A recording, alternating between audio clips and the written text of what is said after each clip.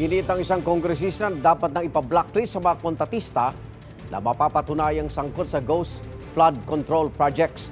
Pinagdebatehan naman sa Kamara kung dapat ba magkaroon ng independent inquiry ukol sa maanumalyang mga proyekto kontra baha o mag-inhibit na lang ang mga sangkot na mambabatas. May unang balita si Tina Panganiban Perez.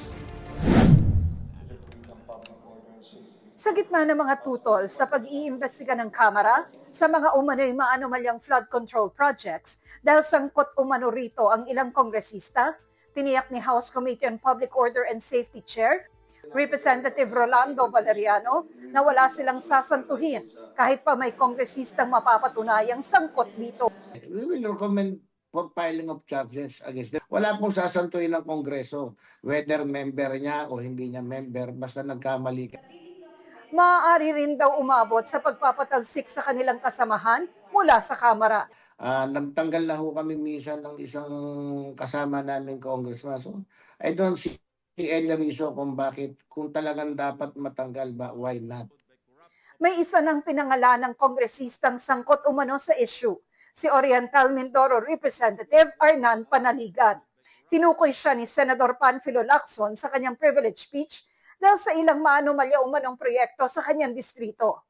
Sinabi na ni Panaligan na wala siyang kinalaman sa mga proyekto dahil DPWH ang tumukoy at nagpatupad sa mga ito. Ang balik sa kanya ngayon ni Lacson, bakit daw binida noon ni Panaligan ang mga proyekto bilang pinondohan ng kanyang tanggapan para lang itanggi ng pumutok ang kontrobersiya.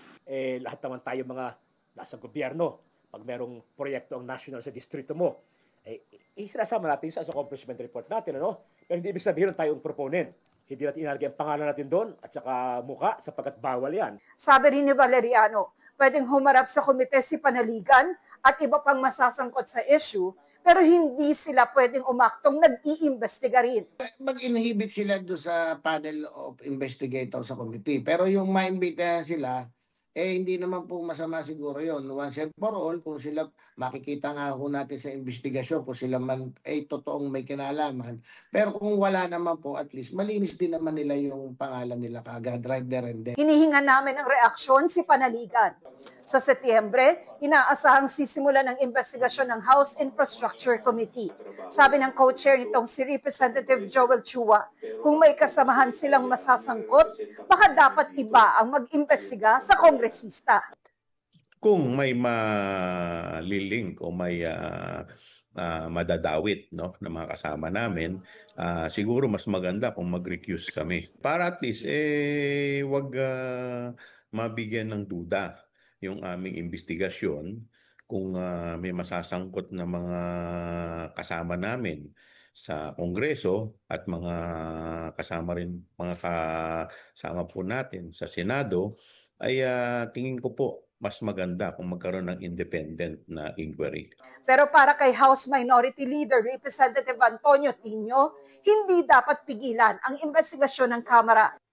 Publiko in the end ang husga kung talaga bang maayos at mahusay na ginagawa ang trabaho nito. Wala namang nagsasabi na dapat itigil ng Senate kanilang Blue Ribbon Committee, even though pwede rin sabihin na may mga senador, di ba, na meron namang, it's a matter of public record na may mga links sa contractors. Dagdag ni Chua, ang habol din nila ang mga tiwaling kontratista. Ma-identify muna natin kung ano yung mga gumawa ng mga project na ghost at mga substandard, dapat talaga ma-blacklist sila at masampahan ng kaukulang kaso kasama yung mga kanilang kakuntsaba. Ito ang unang balita. Tina Panganiban Perez para sa GMA Integrated News. Igan, mauna ka sa mga balita, mag-subscribe na sa GMA Integrated News sa YouTube para sa iba't ibang ulat sa ating bansa.